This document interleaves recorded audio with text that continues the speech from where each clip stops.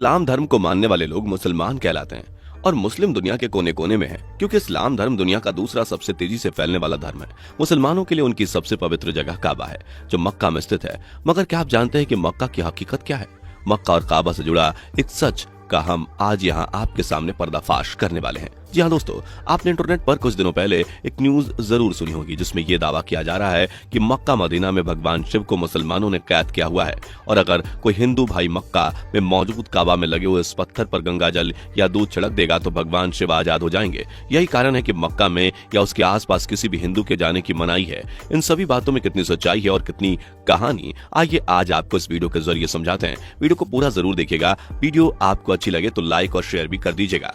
दोस्तों, जैसा कि आप लोग जानते हैं कि हिंदू और मुसलमान दोनों के बीच दुश्मनी और नफरत की खाई पैदा करने की कोशिश की जाती रही है। हमारे भारत देश में हिंदू और मुसलमान सदियों से एक साथ मिलजुल कर रहते आए हैं, लेकिन धीरे धीरे कई असामाजिक तत्व कुछ मतलबी लोग दोनों ही धर्मों के बीच तनाव की स्थिति पैदा करने की कोशिश कर रहे हैं। कुछ दिनों से इंटरनेट पर आपको भी मक्का में स्थित काबा के अंदर भगवान शिव के कैद होने की खबरें सुनने और देखने को मिल रही होंगी।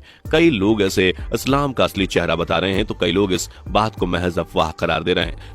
लेकिन हकीकत क्या है? मक्का में स्थित काबा इतना रहस्यमय क्यों है? क्या हज के दौरान मुसलमान भगवान शिव के प्रतीक शिवलिंग को पत्थर मारते हैं?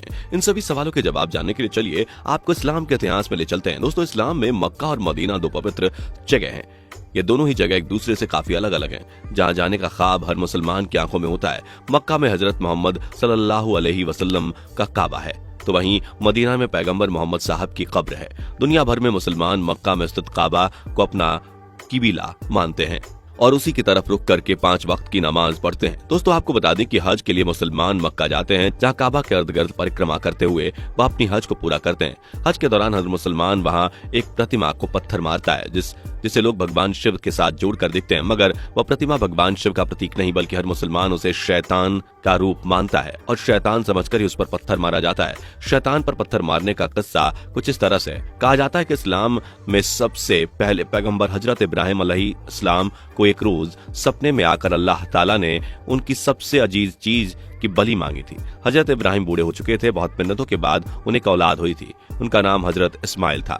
वह हजरत इब्राहिम को सबसे ज्यादा प्यार करते थे। फिर भी हजरत इब्राहिम इस बारे में ज्यादा विचार न करते हुए अल्लाह का हुक्म मानकर इकलौते और दिल अजीज बेटे की कुर्बानी देने के लिए तैयार हो गए। जब हजरत इब्राहिम अपने बेटे इस्माइल की कुर्बानी देने के लिए मक्का की तरफ जा रहे थे तभी रास्ते में उनका रास्ता शैतान ने रोका। शैतान ने हजरत इब्राहिम को भटकाना चाहा और उन्हें यह एहसास दिलाया कि वह उनके इकलौते बेटे की कुर्बानी क्यों देने जा रहे हैं। वही तो उनके बुढ़ापे का सहारा है। शैतान की बातें सुनकर कुछ वक्त के लिए बूढ़े हजरत इब्राहिम बहक गए, मगर फिर अपने होश संभाले और जज्बात को काबू में किया। शैतान की बातों में ना आकर हजरत इब्राहिम अपने बेटे इस्माइल को लेकर काबा की तरफ चल दिए। शैतान जब बार बार उन्हें सताने लगा तो हजरत इब्राहिम ने पास में पड़े कुछ पत्थर उठाकर शैतान पर मारने शुरू कर दिए। मक्का पहुंचते ही हजरत इब्राहिम ने इस्माइल की कुर्बानी देने के लिए अपनी आंखों पर पट्टी बांध ली ताकि बेटे को मरता हुआ देखकर उनका दिल कमजोर न पड़ जाए। जैसे ही हजरत इब्राहिम ने खंजर उठाया और अपने बेटे इस्माइल की बलि देने के लिए आगे बढ़े तब अल्लाह ताला ने इस्माइल की जगह एक बकरा रख दिया।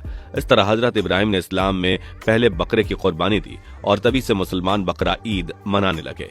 यही कारण है कि आज बकरा ईद के बाद 3 दिन तक हज की यात्रा की जाती है। वैसे तो साल भर में एक मुसलमान कभी भी मक्का जा सकता है और काबा का दीदार कर सकता है, मगर हज हर बकरा ईद के बाद ही मानी जाती है। साल के बाकी दिन हज नहीं बल्कि उम्रा होता है। हज की यात्रा में आखिरी दिन शैतान को पत्थर मारा जाता है। ये वही शैतान है जिसने हजरत इब्राहिम को अल्लाह ताला के रास्ते से भटकने के लिए हथकंडे आजमाए थे। दोस्तों, यहाँ आपको साफ कर दें कि हज के दौरान शैतान को पत्थर मारा जाता है। भगवान शिव या उनके शिवलिंग का इससे कोई लेना देना नहीं है। अगर बात करें काबा के अंदर भगवान शिव के कैद होने की तो थोड़ी सी अक्ल लगाकर यह समझ लीजिए कि भगवान शिव इस पृथ्वी के रचयिता है। उन्होंने इस पूरे ब्रह्मांड का निर्माण किया है। वह सर्वव्यापी है और वही सर्वज्ञानी है। उनको भला कोई कैसे कैद कर सकता है? मक्का इस्लाम के लिए सबसे पाक साफ जमीन है जहां अल्लाह के नेक पैगंबर मोहम्मद सल्लल्लाहु अलैहि वसल्लम ने इस्लाम की नींव रखी थी। इसीलिए यह कहना सरासर गलत होगा कि अल्लाह का घर कहा जाने वाला मक्का में किसी दूसरे धर्म के भगवान को कैद किया जा सकता है। लॉजिकली ऐसा मुमकिन ही नहीं है और जो लोग इन बातों पर विश्वास करके आपस में बैर पाल बैठे हैं उन्हें एक बार विचार करना चाहिए कि क्या वह सच में भगवान शिव के परम भक्त हैं। अगर बात करें कि मक्का में किसी हिंदू के जाने पर मनाही है तो आपको बता दें कि मक्का में न सिर्फ हिंदू बल्कि सभी गैर मुसलमानों को जाने की मनाही है। ऐसा इसलिए क्योंकि मक्का मुसलमानों के लिए सबसे ज्यादा पवित्र जगह मानी जाती है और वहां सिर्फ वही लोग जा सकते हैं जिन्होंने अल्लाह को अपना ईश्वर माना माना है और जो इस्लाम की बातों पर यकीन रखते हैं। जो शख्स अल्लाह में या इस्लाम में यकीन नहीं रखता वह काबा में कदम नहीं रख सकता। ऐसा करने का कारण सिर्फ इतना सा है कि कभी किसी वजह से कोई गैर मुसलमान इस्लाम की पवित्र जगह काबा को अपवित्र करने की कोशिश न कर दे।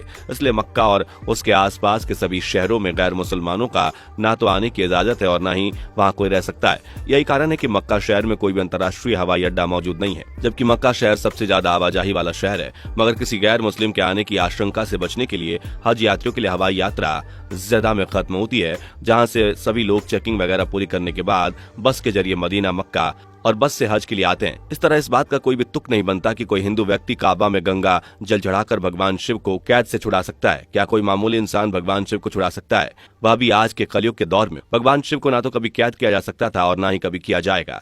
दोस्तों, किसका धर्म बड़ा है और किसका धर्म छोटा, यह बहस बेबुनियाद और बेमतलब है। हर व्यक्ति के लिए उसका धर्म महान होता है, हर व्यक्ति की अपनी आस्था होती है।